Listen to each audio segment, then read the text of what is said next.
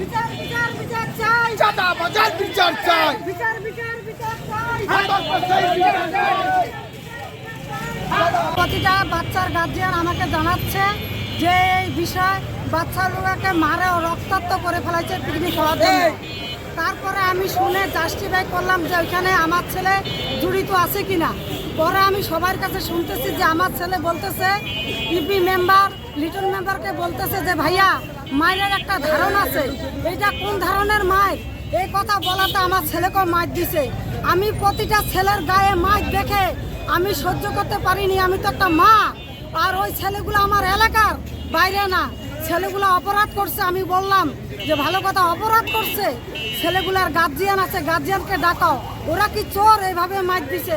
এই কথা বলার পরে যারা লিটন মেম্বারের অফিস ঝাড়ু দেয়, চা বানায়, চেয়ার আগায়, ওরা আমাদেরকে দূরভাবে ব্যবহার, নোংরাভাবে, জঘন্যভাবে ভাষা করছে। আমি বিচার চাই, বিচার বিচার বিচার চাই, লিটন মেম্বারের বিচার।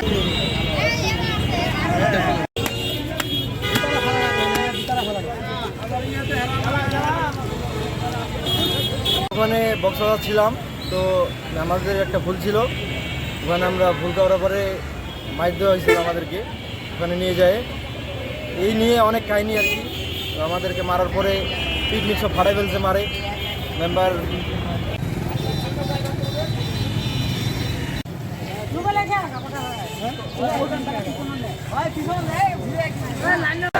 বিচার বিচার বিচার চাই, বিচার বিচার বিচার চাই, বিচার বিচার বিচার চাই।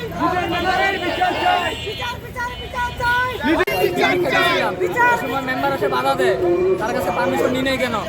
চাবি তো নিছি আমরা, মানে এলাকার ছোট ভাই ওই এসে খুলে দিছিল চাবি, আমরা চাইতে গেছি, আমাদেরকে দেয় নাই। অনেকবার বাধা করছে তারা, দিবে না তারা, তাদের কাছে অনেকবার খারাপ কথা বলছে। মেম্বার আমাদের বাধা করার পর মারছে, মারার পর আমাদের জিনিসগুলো আটক করে রাখছে, করার পরে আমাদের তিনজনকে মারছে, আমাদের সব মারছে। ওদের গায়ের অবস্থা অনেক খারাপ। ওরা এটা দেওয়ার পরে আমাদের উপর নাকি মামলা করবে, এই নিয়ে আমাদেরকে খালি ঘুরাচ্ছে। আমরা কেস মামলার পিছনে কেন ঘুরবো? আমরা এখন পড়ালেখা করার বয়স, এই সময় আমাদেরকে মামলার মধ্যে কেন ভাসাচ্ছে তারা?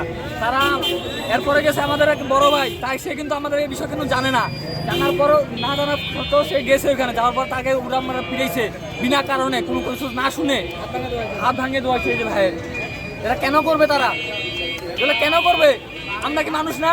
ওরা মেম্বার হচ্ছে তো কি হয়েছে? তাদের একটা হলো বিবেক জ্ঞান থাকার কথা, সেই বিবেক জ্ঞানটা তাদের কাছে নাই।